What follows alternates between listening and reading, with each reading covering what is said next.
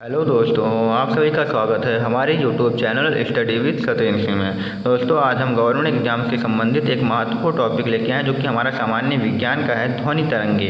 यह तो टॉपिक हमारे सभी आने वाली प्रतियोगी परीक्षाएं या गवर्नमेंट एग्जाम के हिसाब से देखा जाए तो बहुत ही इंपॉर्टेंट है। इससे कम नहीं तो 40 से 50 वेरी इंपॉर्टेंट क्वेश्चन बनते हैं। तो हम इस वीडियो में क्या करेंगे, सभी इंपॉर्टेंट पॉइंट्स को अच्छे से कवर करेंगे।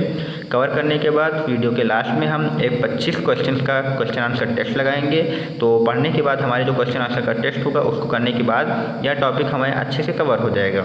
तो दोस्तों, वीडियो थोड़ा सा बड़ा हो सकता है, लेकिन आप लोग कोशिश करिएगा अंत तक देखिएगा। तो इससे रिलेटेड जितने भी क्वेश्चन होंगे वो हम इसी वीडियो में अच्छे से कवर करेंगे। कोई भी छोटा सा या बड़ा क्वेश्चन कुछ भी हम छोड़ने वाले नहीं हैं। इस टॉपिक से रिलेटेड हम सभी क्वेश्चन अच्छे से कवर करेंगे। तो आइए वीडियो को स्टार्ट करते हैं और समझते हैं ध्वनि तरंगे क्या होती हैं।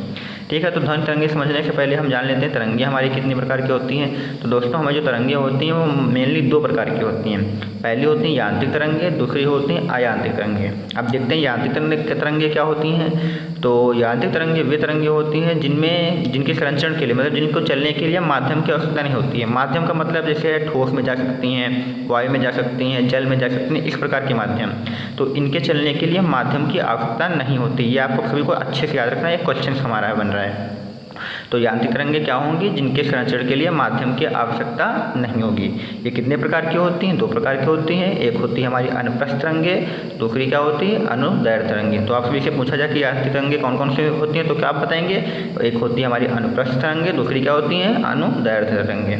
दूसरा यहाँ पे देख लेते हैं हमारा अयांत्रिक तरंगे क्या होती हैं। इसके विपरीत होगा, इसमें लिखा हुआ है इनके संचरण के लिए माध्यम की आवश्यकता नहीं होती है। जैसे हमारी क्या होंगी, विद्युत चुम्बकीय तरंगे जो कि प्रकाश किरणों में आती हैं। ठीक है, तो ये हो जाएगा हमारा अयांत्रिक तरंगे।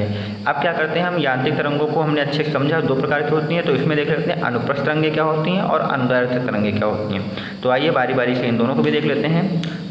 और आपको याद रखना, जो अनुप्रस्थ तरंगे और अनुदैर्ध्य तरंगे जो यांत्रिक तरंगों के भाग हैं, उन्हीं में से जो ध्वनि तरंगे हैं वो अनुदैर्ध्य तरंगों के भाग में आती हैं। तो यानी जब हम अनुदैर्ध्य तरंग का अध्ययन करेंगे तो उसी के अंदर हम क्या पढ़ेंगे, ध्वनि तरंगे पढ़ेंगे। तो सबसे पहले जान लेते हैं अनुप्रस्थ तरंगे क्या होती हैं।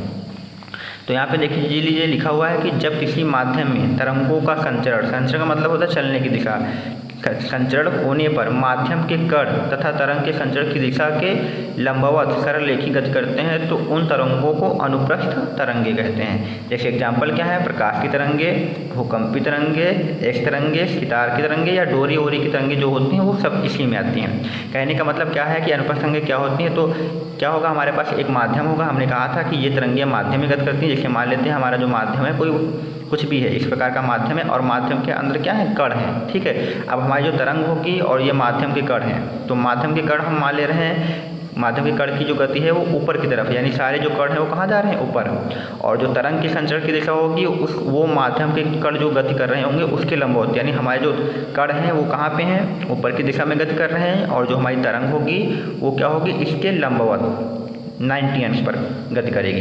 तो इस प्रकार की जो तरंगे होंगी वो क्या होंगी, अनुप्रस्थ तरंगे होंगी। यानी जो माध्यम के कण होंगे उनके संचरण की क्या होगी, लंबवत होगी। ठीक है, अगर मान लेते हैं तरंग ऊपर की दिशा में गति करेगी तो जो उसके माध्यम के जो कण होंगे वो इस दिशा में गति करेंगे, यानी हमेशा इसके 90 अंश पर रहेगी। ठीक है, तो इस प्रकार की तरंगे अनुप्रस्थ तरंगे होती हैं। ठीक है, एग्जाम्पल आप सभी को याद रखना अच्छे से, प्रकाश तरंगे, भूकंपी तरंगे, एक्स तरंगे और तार की तरंगे, ये सभी क्या होती हैं, अनुप्रस्थ तरंगे होती हैं।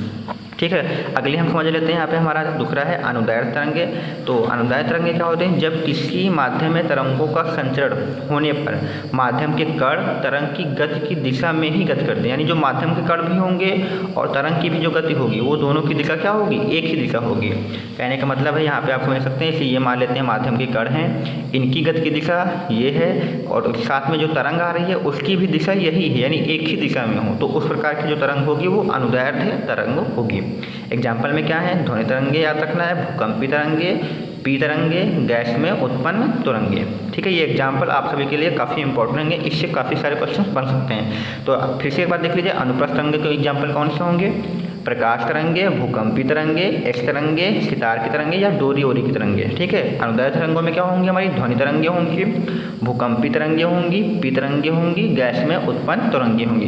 इन क्वेश्चंस को अच्छे से याद रखना है। आखिरी की जब हम वीडियो में क्वेश्चन आंसर का टेस्ट लगाएंगे तो वहाँ पे इन क्वेश्चन को हम इंक्लूड जरूर करेंगे। ठीक है, तो अब हमारा ध्वनि तरंग अनुदैर्ध्य तरंगे जो हैं उसमें हम क्या पढ़ेंगे, ध्वनि तरंगे पढ़ेंगे। तो आइए देखते हैं ध्वनि तरंगे। तो आप सभी को सबसे यहाँ पे एक इम्पॉर्टेंट क्वेश्चन बन चुका है, तो पूछा जाएगा एग्जाम में कि ध्वनि तरंगे कौन सी तरंगे होती हैं। तो ध्वनि तरंगे किसके अंदर आती हैं, अनुदैर्ध्य के अंदर। तो आप सभी कह सकते हैं कि ध्वनि तरंगे जो होती हैं वो अनुदैर्ध्य तरंगे होती हैं। वेरी इंपॉर्टेंट क्वेश्चन रहेगा। तो आइए ध्वनि तरंगे समझते हैं क्या होता है। सबसे पहला पॉइंट अभी सभी को याद रखना है, ये तरंगे जो होती हैं ठोस, द्रव एवं गैस तीनों माध्यम में संचरित करती हैं, निर्वात में नहीं करती हैं। हमने कहा था कि जो यांत्रिक तरंगे होती हैं उनके संचरण के लिए माध्यम होना चाहिए, और यांत्रिक तरंगों का ही भाग होता है अनुदैर्ध्य तरंगे, और अनुदैर्ध्य तरंगों के अंदर क्या आती हैं, ध्वनि तरंगे। तो इनके चलने के लिए हमें क्या चाहिए, ये तरंगे ठोस, द्रव एवं गैस तीनों माध्यमों में संचरित होती हैं। अब सर्वाधिक तीव्रता से यानी सर्वाधिक चाल किस में होती है भी याद रखना है आपको। तो वेरी क्वेश्चन इंपॉर्टेंट रहने वाला है। आपको एक ट्रिक से याद रखना है कि जो ध्वनि की चाल होगी सबसे ज़्यादा किस में होगी, ठोस में होगी, ठोस के बाद क्या होगी, द्रव में होगी, द्रव के बाद क्या होगी, गैस में। यानी जिस चीज़ का घनत्व सबसे ज़्यादा होगा उसी में उसकी चाल अधिक होगी, क्योंकि ठोस में जो घनत्व होता है वो सबसे ज़्यादा होता है। फिर उसके बाद घनत्व किस में ज़्यादा होता है, द्रव में, फिर गैस में। ठीक है, याद रखना है। तो इस प्रकार आपसे पूछा जाए कि ध्वनि की चाल लोहे में ज़्यादा होगी या जल में ज़्यादा होगी, तो आप कहेंगे लोहे में ज़्यादा होगी, क्योंकि लोहा क्या होता है, ठोस होता है। ठीक है, फिर अगला पॉइंट देख लेते हैं। यहाँ पे जो ध्वनि तरंगे होती हैं वो कितने प्रकार की होती हैं, 3 प्रकार की होती हैं। आपको इसको पता है क्या क्या होती हैं, तो देखते हैं ध्वनि तरंगे कितने प्रकार की होती हैं, 3 प्रकार की होती हैं। ये भी जो हमारी हैं अपश्रव्य तरंगे हैं जिन्हें हम इंफ्रासोनिक वेव्स कहते हैं, दूसरी हमारी श्रव्य तरंगे हैं जिन्हें हम सोनिक वेव्स कहते हैं, तीसरी हमारी पराश्रव्य तरंगे हैं जिन्हें हम अल्ट्रासोनिक वेव्स कहते हैं। तो आइए बारी बारी से इनको भी हम अध्ययन करते हैं क्या होती हैं। तो सबसे पहले देख लेते हैं अपश्रव्य तरंगे यानी इंफ्रासोनिक वेव्स। तो इसमें लिखा है जिन अनुदैर्ध्य तरंगों की आवृत्ति, क्योंकि हमने बताया था ध्वनि तरंगे अनुदैर्ध्य होती हैं, जिन अनुदैर्ध्य तरंगों की आवृत्ति 20 हर्ट्ज से कम होती है, यानी 20 हर्ट्ज से कम आवृत्ति होगी। तो आप अभी सबको यहाँ में याद जो आवृत्ति होती है इसका मात्रा क्या होता है, हर्ट्ज होता है। यानी तो जिन तरंगों की आवृत्ति 20 हर्ट्ज से कम होगी वो क्या होंगी, अपश्रव्य तरंगे होंगी या इंफ्रासोनिक होंगी। कौन कौन सी ऐसी होती हैं, भूकंप होता है, ज्वालामुखी, भूस्खलन से उत्पन्न तरंगे, ये सभी तरंगे जो होंगी अपश्रव्य तरंगे होंगी, और इनकी जो आवृत्ति होगी वो 20 से क्या होगी, कम होगी। ठीक है, दूसरी तरंगे देख लेते हैं। यहाँ पे दूसरी हमारी है श्रव्य तरंगे जिन्हें हम कहते हैं सोनिक वेव्स। तो जिन तरंगों को हमारे कान सुन सकते हैं उन तरंगों को हम श्रव्य तरंगे कहते हैं, यानी जिसको हम लोग सुन सकते हैं वही हमारी श्रव्य तरंगे होती हैं। ठीक है, सोनिक वेव्स होते हैं। और इन तरंगों की जो आवृत्ति होती है वो क्या होती है, 20 से लेके 20,000 हर्ट्ज तक की होती है। ठीक है, जैसे मनुष्यों और जानवरों और बांसुरी की आवाज़, यानी मनुष्यों की आवाज़ हम आसानी से सुन लेते हैं, जानवरों की सुन लेते हैं, बांसुरी की आवाज़ भी सुन लेते हैं। तो ये सभी जो आवाज़ें होंगी वो श्रव्य तरंगे में आएंगी, और इसकी आवृत्ति क्या है, 20 से 20,000। वेरी इंपॉर्टेंट क्वेश्चन रहेगा दोस्तों, याद रखना है 20 से 20,000 हर्ट्ज की तक की जो आवृत्ति की तरंगे होती हैं वो श्रव्य तरंगे होती हैं, यानी सोनिक वेव्स होती हैं। ठीक है, लास्ट देखते हैं, यहाँ पे लिखा हुआ है पराश्रव्य तरंगे कौन कौन सी है। तो वे तरंगे जिनकी आवृत्ति 20,000 हर्ट्ज से अधिक होती है वो पराश्रव्य तरंगे या इंफ्रासोनिक वेव्स होती हैं। इनकी जो आवृत्ति होती है वो 2000 हर्ट्ज से अधिक आवृत्ति होती है। ठीक है, ये भी याद रखना है। और फिर यहाँ पे आगे लिखा हुआ है कि इन तरंगों को जो मनुष्य होता है वो नहीं सुन सकता है, यानी पराश्रव्य तरंगों को मनुष्य नहीं सुन सकता है, क्योंकि जो मनुष्य सुन सकता है वो कितनी थी, 20 से 20,000 से। अगर 20,000 के ऊपर होंगी तो मनुष्य नहीं सुन सकता है। अब इनको कौन सुन सकता है, तो कुछ जानवर सुन सकते हैं, जैसे हमारा पहला जानवर क्या है, बंदर है, बिल्ली है, कुत्ते हैं, चमगादड़ हैं, डॉल्फिन मछली है, ये आदि जो हैं पराश्रव्य तरंगे सुन सकती हैं। ठीक है, तो ये भी एग्जाम्पल आपको अच्छे से याद रखना है। फिर यहाँ पे एग्जाम में पूछा जाता है कि पराश्रव्य तरंगे का जो यूजेस हैं, उपयोग हैं, वो किस किस में होते हैं। तो उनके उपयोग भी देख लेते हैं। जो हमारी पराश्रव्य तरंगे हैं वो संकेत भेजने के काम आती हैं। इन तरंगों का जो प्रयोग है सोनार प्रणाली में, सोनार प्रणाली मतलब जो समुद्रों में होता है उस गहराई का पता लगाने के लिए या किसी चीज़ का पता लगाने के लिए सोनार प्रणाली में करते हैं। तो समुद्र की गहराई का पता लगाने के लिए भी, कीमती कपड़ों, वायुयान तथा घड़ियों के पुर्जों को साफ करने के लिए, मतलब जो हल्के फुल्के होते हैं उन जो बारीकी के काम होते हैं उनको साफ करने के लिए। गठिया रोग के उपचार एवं मस्तिष्क के ट्यूमर का पता लगाने के लिए भी पराश्रव तरंगों का उपयोग करते हैं। पनडुब्बियों को पता लगाने के लिए दूध के अंदर जो हानिकारक जीवाणु होते हैं उनको नष्ट करने के लिए भी पराश्रव तरंगों का आवृत्ति अपरिवर्तित रहती है। वेरी इंपॉर्टेंट क्वेश्चन है दोस्तों, याद रखना है। जब ध्वनि एक माध्यम से दूसरे माध्यम का मतलब है जैसे पहले मान लेते हैं लोहे में है, ठोस में है, बाद में मान लेते हैं द्रव में जाती है। तो एक माध्यम से जब दूसरे माध्यम में जाएगी तो चाल और तरंग दैर्ध्य बदल जाएगी, परंतु आवृत्ति नहीं बदलेगी। ये आपको अच्छे से याद रखना है, ठीक है। दूसरा पॉइंट डिस्कस कर लेते हैं। जो ध्वनि की चाल होती है वो माध्यम की प्रत्यास्थता एवं घनत्व पर निर्भर करती है। हमने आपको पहले ही बताया था चाल घनत्व पर निर्भर करती है। जिसका घनत्व ज़्यादा होगा उसकी चाल भी अधिक होगी। प्रत्यास्थता का मतलब होता है कि कोई वस्तु अपने आकार में कितना परिवर्तन करती है। जैसे रबड़ को आप पहले से दबा दें और छोड़ दें फिर उस अपने आकार में आ जाती है, तो वो होता है प्रत्यास्था गुण। तो प्रत्यास्था एवं घनत्व पर चाल निर्भर करती है। चाल अगर घनत्व बढ़ेगा तो चाल भी बढ़ेगी। यहाँ पर अगला पॉइंट देख लेते हैं। आर्द्रता बढ़ने पर ध्वनि की चाल क्या होती है? कम घनत्व के कारण चाल बढ़ जाती है। तो ये भी पॉइंट याद रखना है। अगर आप आर्द्रता बढ़ा रहे हैं तो ध्वनि की चाल क्या होगी? कम घनत्व के कारण बढ़ जाती है, ठीक है। नेक्स्ट पॉइंट डिस्कस कर लेते हैं। यहाँ पे लिखा किसी भी ध्वनि का प्रभाव हमारे कानों में 1/10 सेकेंड तक रहता है। यानी कोई भी ध्वनि होगी उसको हम लगभग ध्वनि का 1/10वां भाग ही है उसको ही हम सुन सकते हैं, बाकी ज़्यादा देर तक नहीं रुकेगा, 1/10 सेकेंड तक ही रुकेगा। एक पूर्णतः दृढ़ छड़, यानी कोई छड़ होगी जो कि ठोस होगी, जो कि सॉलिड होगी, दृढ़ छड़ होगी, मजबूत छड़ में जो ध्वनि का वेग होता है वो अनंत होता है। ये भी वेरी इंपॉर्टेंट क्वेश्चन है। ये पॉइंट्स हैं, आपको अच्छे से याद रखना है।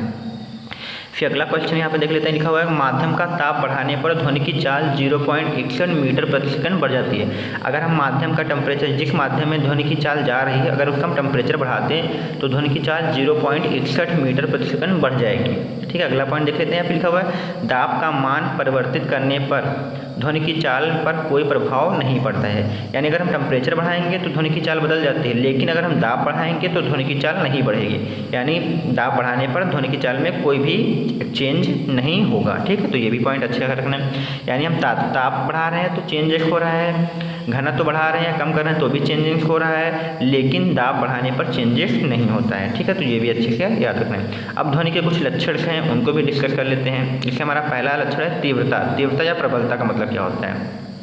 तो प्रबलता ध्वनि का वह अभिलक्षण है जिसके अनुरूप ध्वनि कान को धीमी अथवा तेज सुनाई पड़ती है। यानी हमारे कान को कब ध्वनि तेज या कब धीमी सुनाई पड़ती है वो किसकी वजह से होता है? तीव्रता की वजह से होता है। यानी तीव्रता अधिक होगी तो तेज सुनाई देगी, तीव्रता कम होगी तो धीमी सुनाएगी।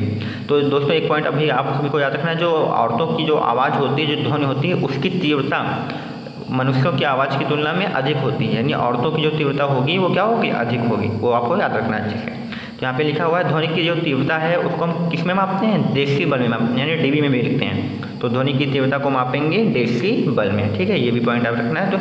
तो ये हमारा था तीव्रता। कोई आवाज़ हमें ध्वनि धीमी और तेज कब सुनाई दे रही है उसे हम तीव्रता से समझते हैं, ठीक है। अगला पॉइंट यहाँ पे देख लेते हैं। तारत्व के बारे में हमारा है लक्षण है। तारत्व क्या होता है? तो तारत्व वह विलक्षण है जो उसकी आवृत्ति पर निर्भर करता है। यानी आवृत्ति कम है या ज़्यादा है, जो भी आवृत्ति है, जो आवृत्ति में परिवर्तन होगा वो किस पर निर्भर करेगा? तारत्व पर। तो तारत्व कहाँ पर निर्भर करेगा? आवृत्ति पर। तो ये भी याद रखना है। तो ध्वनि की आवृत्ति जितनी ज़्यादा अधिक होगी तारत्व उतना ही अधिक होगा। यानी जितनी ज़्यादा आवृत्ति बढ़ाएंगे तारत्व भी उतना ही होगा। तारत्व के कारण ही हमें जो ध्वनि होती है वो मोटी या तीक्ष्ण सुनाई देती है। मोटी आवाज़ सुनाई देती है, तीक्ष्ण आवाज़ आप लोगों ने देखा होगा किसकी मोटी होती है, तीक्ष्ण होती है। तो ये सब जो होता है तारत्व की वजह से होता है। और तारत्व किस पर निर्भर करता है? आवृत्ति पर। आवृत्ति अधिक होगी तो तारत्व भी अधिक होगा, ठीक है। अगला एक पॉइंट और है, इसका लक्षण गुणता।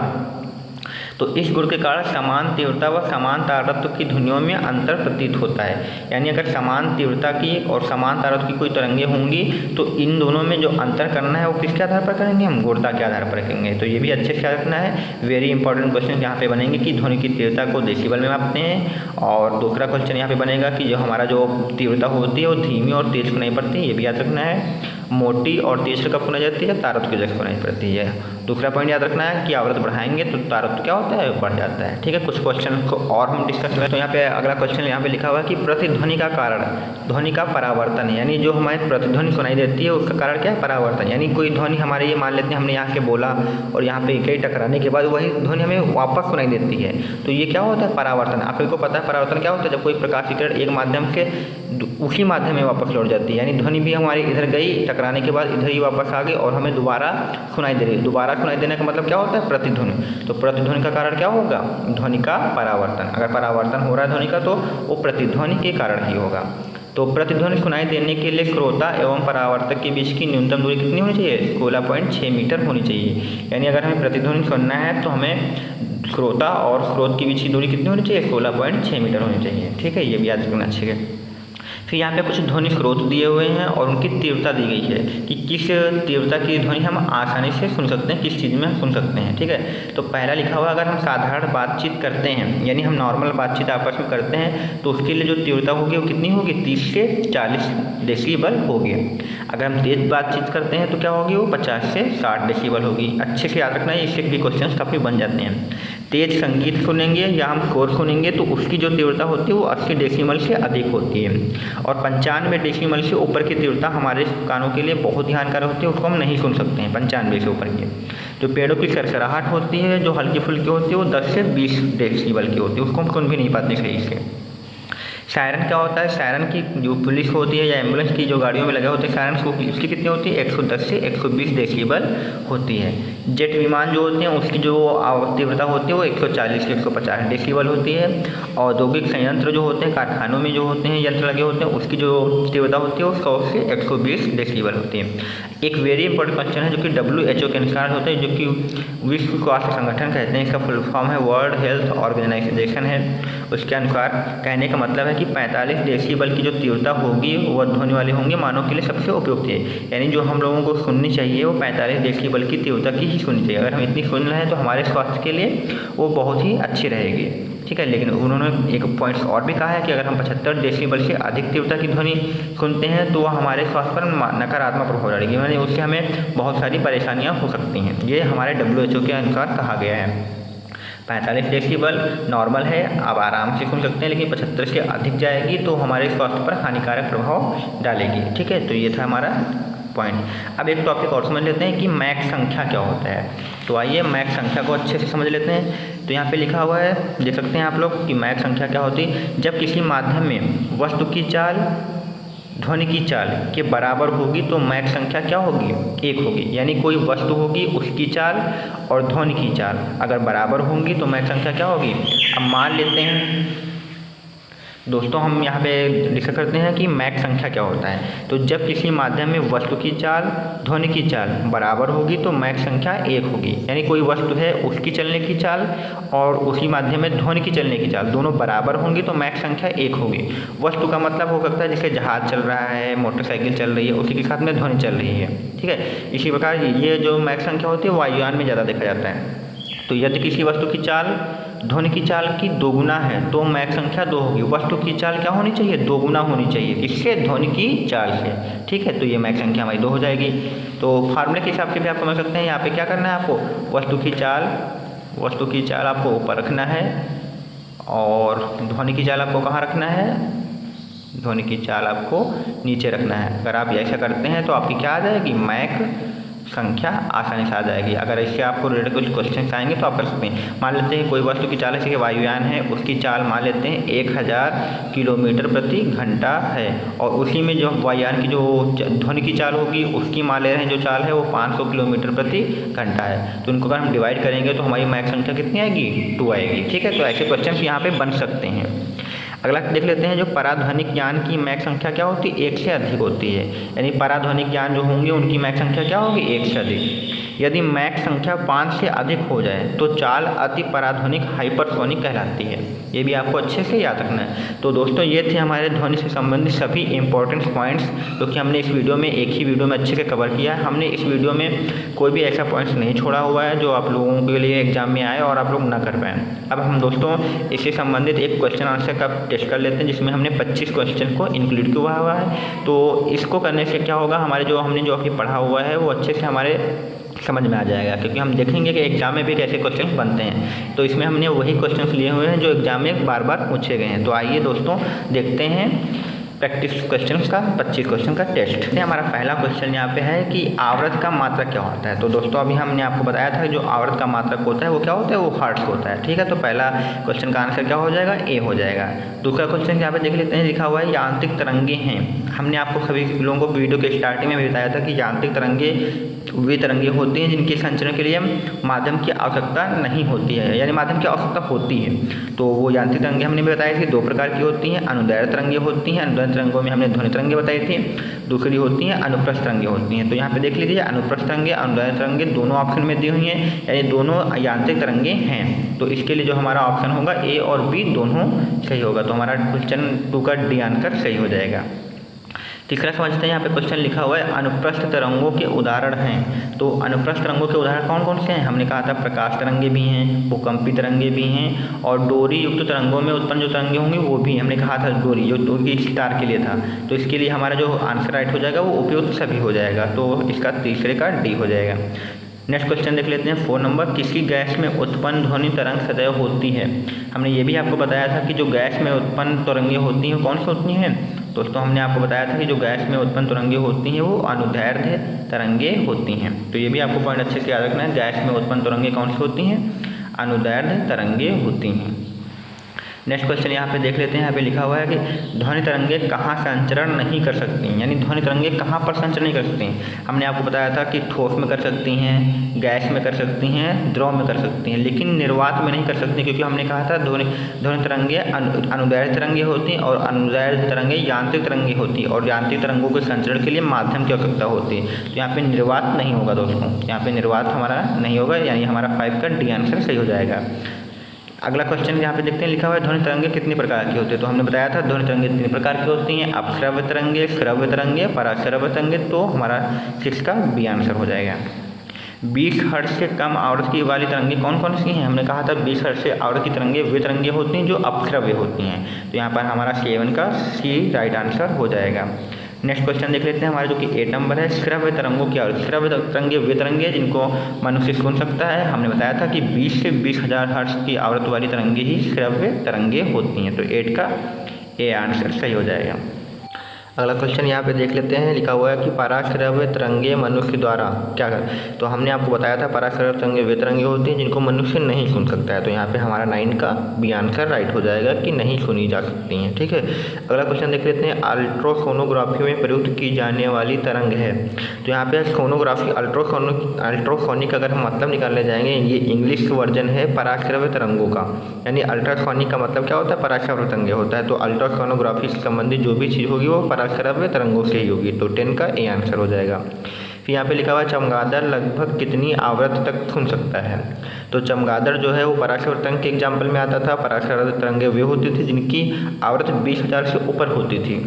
तो हमारा जो आंसर होगा वो 20,000 से ऊपर वाला ही होगा। तो यहाँ पर हमारा सी और डी आंसर तो नहीं होगा, तो यहाँ पे हमारा 50,000 या फिर 1 लाख होगा।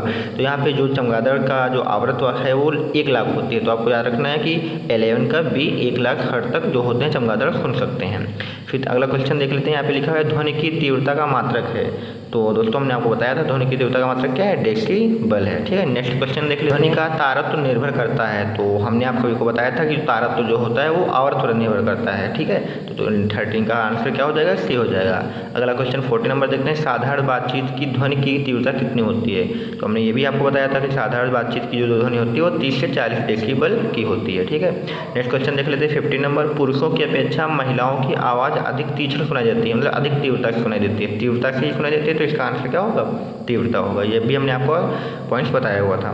तो यहाँ पे नेक्स्ट का क्वेश्चन देख लेते हैं, क्वेश्चन नंबर 16, विश्व स्वास्थ्य संगठन WHO के अनुसार मानव के लिए सबसे उपयुक्त ध्वनि है, मतलब इतनी ध्वनि होनी चाहिए कि मनुष्य के स्वास्थ्य पर कोई बुरा प्रभाव न पड़े। तो वो ध्वनि कितनी थी? 45 डेसिबल। तो यहाँ पर 16 का क्या हो जाएगा? बी सी आंसर हो जाएगा। नेक्स्ट क्वेश्चन देख लेते हैं 17 नंबर, यहाँ पे लिखा है ध्वनि की तीव्रता की अधिकतम सीमा जिसके ऊपर व्यक्ति सुन नहीं सकता है, मतलब इतनी कितनी सीमा कर दी जाए कि व्यक्ति को नहीं सुन सकता है। तो यहाँ पर अगर 95 डेसिबल के ऊपर आवृत्ति हो जाएगी तो मनुष्य इसको नहीं सुन पाएगा। तो यहाँ पे हमारा 17 का क्या हो जाएगा? हमारा 17 का डी आंसर हो जाएगा। ठीक है, नेक्स्ट क्वेश्चन यहाँ पे देख लेते हैं 18 नंबर, ध्वनि की चाल का कितना भाग हमारे कानों में रहता है। तो ये भी हमने आपको बताया था कि 1/10 या 1/10 जो सेकंड है यही हमारा भाग ध्वनि का रहता है। ठीक है, तो यहाँ पे 18 का डी हो जाएगा। नेक्स्ट क्वेश्चन देख लेते हैं। यहाँ पे 19 नंबर लिखा हुआ है, निम्न में से किसका प्रभाव ध्वनि की चाल पर नहीं पड़ता है। तो हमने ये भी आपको बताया था कि दाब का प्रभाव पड़ता है, दाब बढ़ाएंगे तो बढ़ती है, आर्द्रता का भी पड़ता है, वायु की चाल का भी पड़ता है, लेकिन दाब का प्रभाव नहीं पड़ता है। तो यहाँ पे 19 का ए आंसर राइट हो जाएगा। ठीक है, तो क्वेश्चन नंबर 20 देखते हैं। यहाँ पे लिखा किस माध्यम में ध्वनि की चाल सबसे तेज होती है। तो ये भी हमने बताया था सबसे ज़्यादा ठोस में होती है, फिर द्रव में होती है, फिर गैस में होती है। तो यहाँ पे हमारा आंसर 20 का ए हो जाएगा, ठोस।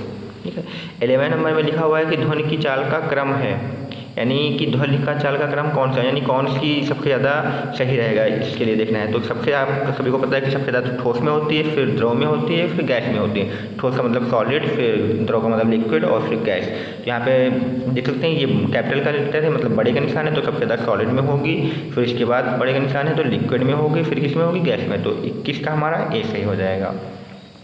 नेक्स्ट क्वेश्चन देखते हैं। यहाँ पे लिखा हुआ है प्रतिध्वनि का कारण। प्रतिध्वनि का मतलब हमने बताया था कि कोई ध्वनि जाए टकराकर वापस हमें सुनाई दे, तो परावर्तन के कारण होती है, ये भी हमने आपको बताया था। तो ध्वनि का परावर्तन प्रतिध्वनि का कारण है। ठीक है, नेक्स्ट क्वेश्चन देखते हैं। यहाँ पे लिखा हुआ है ध्वनि स्रोत की आवृत्ति पर होने वाले उतार चढ़ाव को कहते हैं, यानी ध्वनि स्रोत की जो आवृत्ति होती है अगर उसमें उतार चढ़ाव आ रहा है तो उसे क्या कहते हैं। तो उसके हमें डॉपलर प्रभाव कहते हैं। आपको हम समझा भी सकते हैं कि डॉपलर प्रभाव क्या होता है, तो एक बार समझ लीजिए कि डॉपलर प्रभाव क्या होता है। तो दोस्तों आप लोगों ने कभी देखा होगा कि कुछ भी मान लेते हैं, इसे मान लेते हैं हमारे पास एक ट्रेन है, यहाँ पे ट्रेन है और इसका इंजन लगा हुआ है, यहाँ पे कोई बच्चा खड़ा हुआ है, कुछ भी खड़ा हुआ है, तो उसको कुछ ट्रेन की आवाज़ सुनाई देगी। फिर क्या होगा, ट्रेन जैसे जैसे इसके पास आएगी उसकी जो आवाज़ होगी वो अधिक तेजी से सुनाएगी, अर्थात उसकी जो आवृत्ति होगी वो बदल रही है। पहले दूर थी तो उसकी आवृत्ति कुछ और थी, अब इसके पास आ रही है तो उसकी आवृत्ति कुछ और है। तो जब सापेक्ष गति होती है, यानी दोनों श्रोता और स्रोत की, ये मान लेते हैं ये है हमारा स्रोत है और ये श्रोता सुनने वाला है, इनके बीच जब सापेक्ष गति होती है यानी गति में परिवर्तन होता है तो आवृत्ति में भी परिवर्तन होता है। आवृत्ति उतार चढ़ाव होता है, यानी घटती बढ़ती रहती है, तो उसी को हम कहते हैं डॉपलर प्रभाव। ठीक है, तो याद रखना है, आवृत्ति के उतार चढ़ाव को क्या कहते हैं, डॉपलर प्रभाव। नेक्स्ट क्वेश्चन देख लेते हैं। डॉपलर प्रभाव के अनुप्रयोग कौन कौन से हैं। तो डॉपलर प्रभाव के अनुप्रयोग कौन से हैं, वायुयान के वेग में इसका यूज होता है तथा स्थिति का अनुमान लगाने के लिए, पनडुब्बियों के वेग का पता करने के लिए, आकाशगंगाओं की गति का पता करने के लिए। इस प्रकार से आप समझ सकते हैं, इसमें सभी की स्पीड का अनुमान लगाया जाता है। तो ठीक है, इसमें उपयोग सभी हो जाएगा। समीप आते हुए रेलगाड़ी की सीटी की आवृत्ति या तिरछा बढ़ती जाती है, ऐसा किस घटना से होता है। तो हमने अभी आपको एग्जाम्पल से समझाया भी था, तो ये किसकी वजह से होगा, डॉपलर प्रभाव की वजह से होगा। तो आई होप आप सभी को ध्वनि तरंगों से संबंधित सभी महत्वपूर्ण पॉइंट्स अच्छे से समझ में आए होंगे, और इसके बाद जो हमने क्वेश्चन आंसर्स किया है उसको भी आप लोगों ने अपनी तरफ से अच्छे से कर लिया होगा। तो अगर वीडियो पसंद आए तो प्लीज़ चैनल को लाइक, सब्सक्राइब और शेयर करना मत भूलिए।